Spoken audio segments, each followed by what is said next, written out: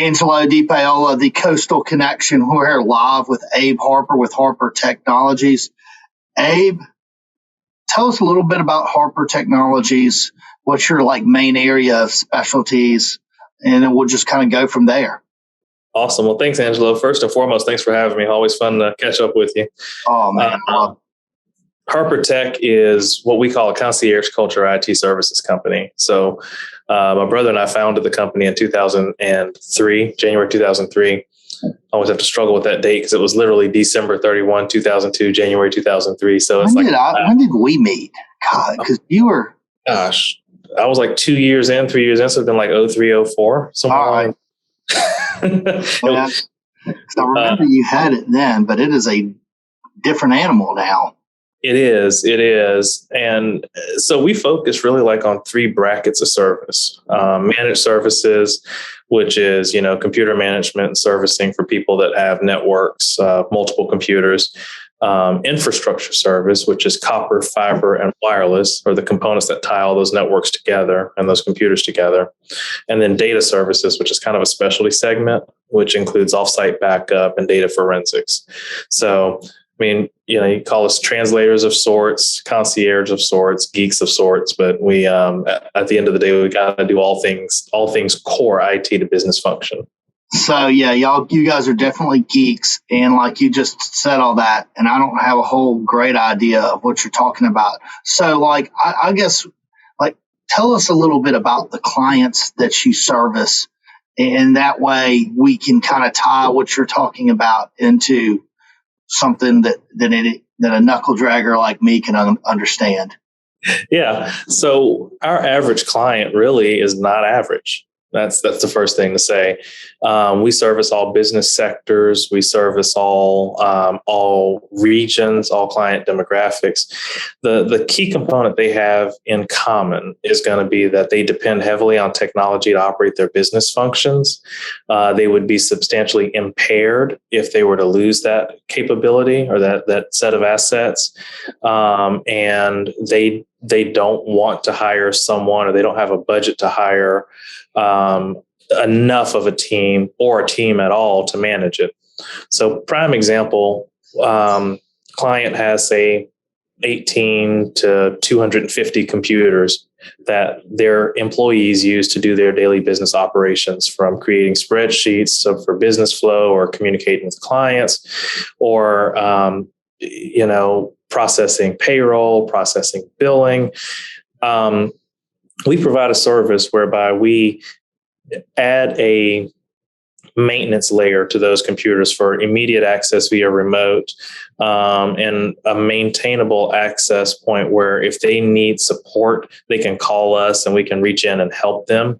But also where we can get the key health metrics reported from those devices on a regular pattern, kind of like your car gives you with regard to your oil changes and your radiator temperature for your water and your gas gauge, right? So you want to know that computer is going to fail before it fails, so we can give them a heads up and alert.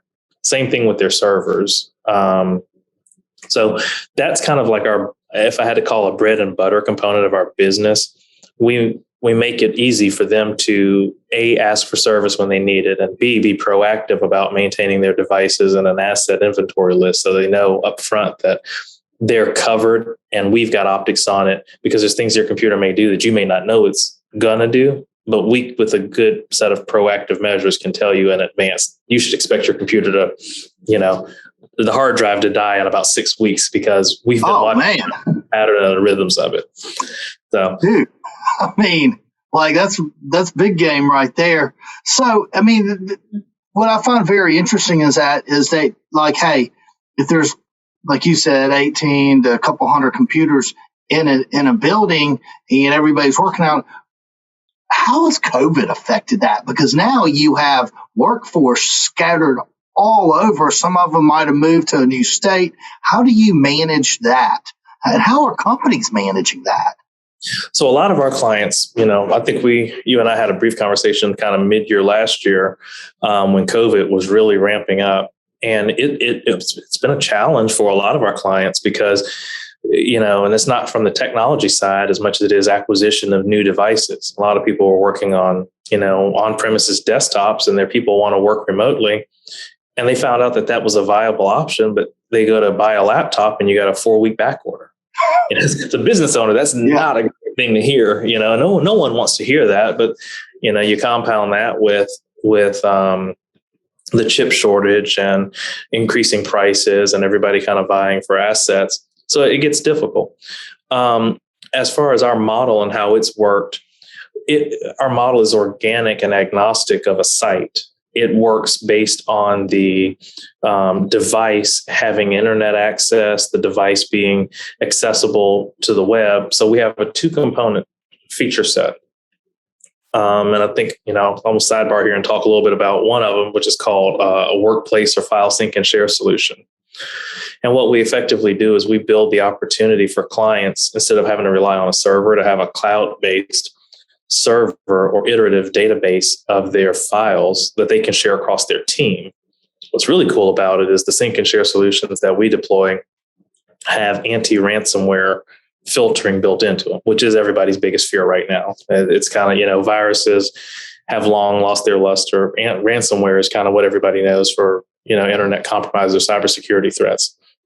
So a lot of our clients, when they had to go off site, we just rolled a solution. We already had, especially the ones that are managed, we had everything set up just to roll them a solution. Hey, don't worry about your server. We'll sync it to the cloud. We'll sync your computer to the cloud. We'll marry the two up. And then you send your people wherever they need to. We'll give you a VPN connection and you work from where you are. I would love to take credit for that pre-planning and thought process. That was very much a brainchild of Carl, years ago when we started kind of deploying things. And he really said, "Hey, we need to get more proactive toward a disjointed or disjunct model where people don't have to be in one building for us to service them." So, just having good people like you and I were talking about earlier. Hey, that kind of leads me to this, because we've got an idea what you do, but and I think people that watch these videos, they always want to hear the story of how somebody got into something and what that journey has been like. And I'd love to give you the opportunity to tell us about you and Carl's journey of starting Harper Tech, where you started at and kind of where you're at today. I just find that super fascinating. Yeah, well, and it's always a fun story for us to kind of rehash, relive, and think through. We're 6.5 years apart. That is the only reason that I'm majority owner by 2%, because I'm older, and he'll even say the same. But what's really fun is we've always shared business ventures, whether it was selling freeze cups and snacks to kids in the neighborhood, whether it was selling golf balls that we had harvested out of a lake to people. And we always had neat ideas as kids of how we could be not necessarily independent of mom and dad, but we always knew we liked certain things like remote control cars and kites, and later in life, real cars and sound systems and all the geeky stuff. And we had to find a way to fund it ourselves. So we came from a family where entrepreneurial spirit wasn't far displaced. My dad's father, my mom's father, subsequently my father, just everybody kind of had that mentality of, hey, you can create a business model and you can go after it. Well, I was in my third year of college, it's the end of my second year, going to my third year.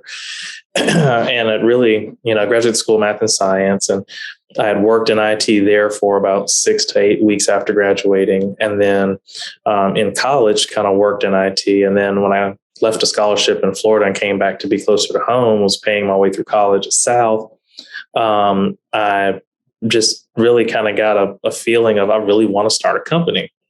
And having been in school and having worked in companies, I knew there was no way I was going to run a company and be in college at the same time. So I kind of made a tough call and said, hey, I called Carl, and he was like 13 at the time. I said, hey, I think we want to start a company. You ready? He goes, sure.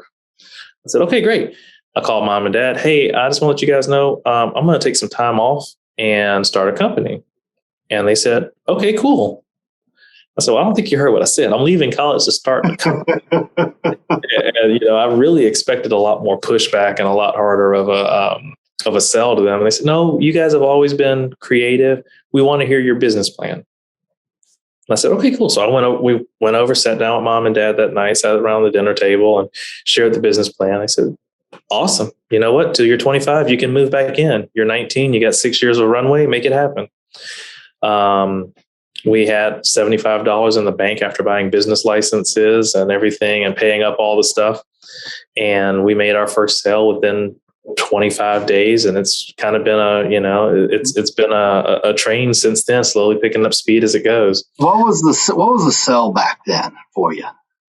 We made a sale for a network install for a client that had 9 or 10 computers. It actually was a pretty decent, sizable sale. I mean, it was almost 50, 60 grand. Oh, yeah, 19? It was it had 19. Yeah. I mean, it was a year's salary for our first transaction. And it was really cool because, the client came on, they're like, well, we want to redo our entire network. And they had gotten, and of course, now I realize how grossly underpriced we had done it because they jumped they signed the contract faster than I could fax it to them. That tells you how far back this was. So they received it, signed it, faxed it back within 3 or 4 minutes. So what's Harper Technologies look like now? I know y'all have a great location right there. Where are you located at in Mobile? Yeah, so we're right on the corner of Broad and St. Francis. It's a little bit of a construction zone right now. They are renovating Broad Street, of course. It's really, really cool finishings when they get done with it. But 50 North Broad is our physical address.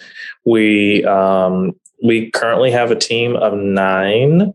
We have about 7 positions between here and Central Alabama actively open that we're trying to fill. The one thing I will say about the pandemic that it's impaired for us is the ability to find, recruit, and maintain the workforce and talent pool that we've really desired. Because there's really a certain caliber of person we want. We don't just want somebody that's got a bunch of certifications. We want somebody that's personable, that's coachable, but also a team player in all things. So our team has probably 15 slots altogether, but 9 of those are occupied right now. How do people get in touch with you if somebody sees this? Outside, you said certifications. All I think is computer nerd with the ability to be personable. But if somebody's watching this, how do they reach out to you guys? Yeah, so the easiest, and it just depends on which avenue they're coming to us from. If you're a customer, we ask that they reach out to the help desk at Harper Tech or info@harpertechnologies.com, help desk at Harper Technologies or info@harpertechnologies.com. For someone looking to apply for a job or looking to join our team, careers@harpertechnologies.com. And that gives them an opportunity to get an audience with us with an application and a resume. And, we are open and willing to accept both sets of individuals, clients and potential employees. Awesome. Hey, look, so I just want, because I'm just not a nerd and I'm like wondering if somebody's going to understand all the stuff you said. So somebody calls up and they say, hey, Abe, I need to either buy computers or I need to have cloud storage or I need to have somebody available to work on my network. Give us the elevator speech. Yeah. So again, if technology is a core component, your computers, your network, or your firewalls, or your wireless system are a core component of your business, and it causes you a pain point, i.e., you have wireless in your office, but you go to certain places and your wireless drops off entirely. Or your computer has received some type of compromise, or you think you may have a virus, or you're just tired of calling somebody and getting put in a queue without what we call an SLA or service level agreement, where it takes them 3 to 5 days to get back to you. You call us, set up a service agreement, and you have a guaranteed response time that we're, obligate to respond to you within with first attempt. And then we have methods and services that we can provide for your infrastructure. And then the other side of that is, let's say you're building a new facility. You want cameras, you want wireless, and you want network cabling in it. I strongly encourage utilization of an IT service provider or a cabling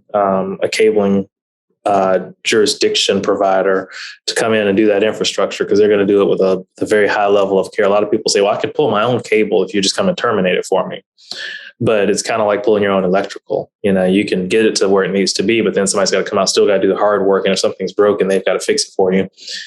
So we try to build that comprehensive 360-degree perspective on your network and on your devices. So, if you're depending on your technology and it's either failing you or some pain point of it, get in touch with us. Let us come out, take a look at it, give you an assessment on it, see if we've got a service that matches up to it. Awesome. Hey, look, before we go, one more time, best way for people to get in touch with you guys. Absolutely. I'll give you all the ways. Of course, we're on all social media, Harper Technologies or Harper Tech. You have our phone number, which is 251-690-9029. If you're looking to become a customer or join part of the Harper Tech customer base family, you can send an email to helpdesk@harpertechnologies.com. And if you're looking to join our team or become part of the internal Harper Technologies team, you can send a inquiry or an email and a resume to careers@harpertechnologies.com.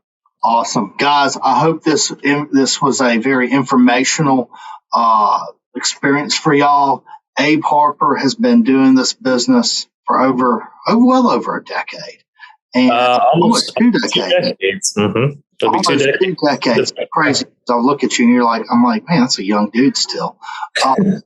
Thanks, man. Although you're starting to get some gray, I can tell. Yeah, a little bit here. Not as much as I have, but hey, Abe, thank you for spending some time with us. Thank you for dropping some knowledge on us. It's somewhat of the geeky stuff that people like me don't understand or get into. But look, that's the great part about Harper Technologies. They take care of all that for you. You call them up. Hey, I can't figure out how to turn my computer on. They can help you with that. Or they can say, hey, man, your computer's about to crash, and that's going to create some issues for you.